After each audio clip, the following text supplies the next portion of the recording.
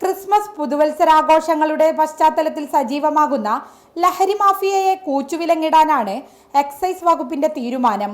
ഉത്തരമേഖലയിലെ അതിർത്തി check post വഴിയെത്തുന്ന വ്യാജമദ്യവും മയക്കുമരുന്നും തടയാനായി പോലീസിന്റെ വിവിധ ഫോഴ്സുമായി സഹകരിച്ചുകൊണ്ടാണ് പുതിയ പദ്ധതി.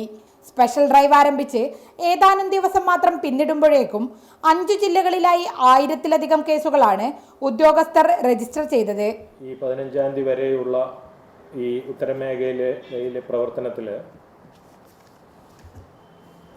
227 അബ്കാരി കേസുകളും 38 നാർക്കോട്ടിക് കേസുകളും 541 കോട്ട്പ കേസുകളുമാണ് കണ്ടെടുത്തിട്ടുള്ളത്. ഇതിൽ 172 പ്രതികളെ അബ്കാരി കേസിലും 36 പ്രതികളെ NDPS കേസിലും അറസ്റ്റ് ചെയ്തിട്ടുണ്ട്. ജനുവരി 5 വരെ നടക്കുന്ന സ്പെഷ്യൽ ഡ്രൈവിന്റെ ഭാഗമായി എല്ലാ ജില്ലകളിലും 24 മണിക്കൂറും പ്രവർത്തിക്കുന്ന കൺട്രോൾ റൂം തുറന്നിട്ടുണ്ട്. പൊതുജനങ്ങൾക്ക് കൺട്രോൾ റൂമുമായി ബന്ധപ്പെട്ട് നേരിട്ട് പരാതി നൽകാം.